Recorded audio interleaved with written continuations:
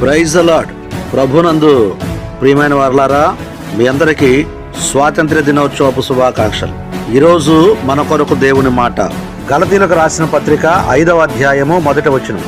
ఈ స్వాతంత్ర్యము అనుగ్రహించి క్రీస్తు మనలను స్వతంత్రులుగా చేసి ఉన్నాడు. కాబట్టి మీరు స్థిరముగా నిలిచి మరల దాస్యమున కాడి క్రింద చిక్కుకొనకుడి. ఒకసారి ఒక యవనస్తుడు తాను చేసిన అక్రమాలు అన్యాయాల విషయమై జైలులో శిక్ష అనుభవిస్తూ ఉన్నాడు. చాలా ఒంటరిగా దిగులుగా ఏడుస్తూ ఉన్నాడు. నాతో పాటు అన్యాయాలు అక్రమాలు చేసిన వారు ఎవరూ లేరు, నన్నొక్కడిని ఒంటరిగా చేసేసి ఇలా వదిలిపెట్టేశారు, నేనే ఈ విధంగా అయిపోయాను, ఏంటి నా జీవితం అని బాధపడుతూ ఉన్నాడు. అయితే కొన్ని నెలల తర్వాత అతనికి క్షమాభిక్ష దొరికింది.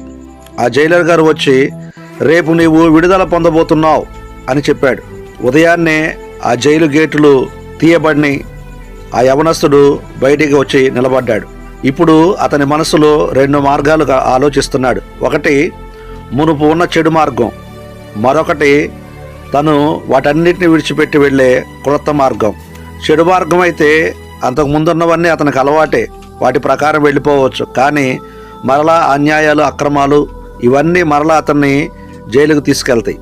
మంచి మార్గం అయితే ఇప్పుడు అతనికి కష్టంగా ఉండొచ్చేమో కానీ అది నిజమైన స్వాతంత్ర్యాన్ని, ఆనందాన్ని, సంతోషాన్ని అనుగ్రహిస్తుంది. ఈ రెండు ఆలోచించుకున్న ఆ యవనస్తుడు, నేను పొందిన ఈ స్వాతంత్ర్యము, ఈ ఆనందము, ఈ విడుదలను నేను వృధాగా వ్యర్థం చేయను. మరలా నేను ఆ అన్యాయాలు అక్రమాల బానిసత్వం క్రిందకు వెళ్ళను. ఇప్పుడు నేను ఇతరులకు మంచి చేయడానికి, నేను మంచిగా జీవిస్తూ వారికి సహాయం చేయడానికే నా మిగిలిన జీవితాన్ని జీవిస్తాను అని నిర్ణయించుకుని అనేక మందికి సహాయం చేస్తూ, తను కష్టపడుతూ తన పని తాను చేసుకుంటూ అనేక మందికి దీవెనకరంగా, మేలుకరంగా ఉన్నాడు. ఇది మన ఆత్మీయ జీవితాలకు కూడా చాలా విలువైనది.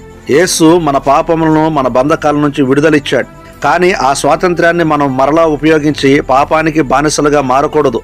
స్వేచ్ఛను కాపాడేది నియమాలు కాదు, మన లోపల నిజాయితీ.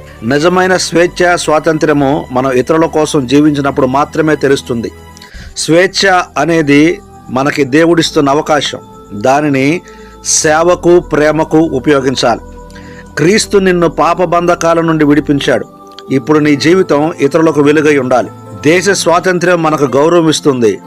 క్రీస్తులో స్వాతంత్ర్యం మనకు రక్షణ ఇస్తుంది. స్వేచ్ఛ అనేది ఒక బహుమతి, దానిని బాధ్యతతో మనం సంరక్షించాలి. యేసు క్రీస్తు మనకిచ్చిన స్వాతంత్ర్యం పాప బంధకాల నుండి విమోచన.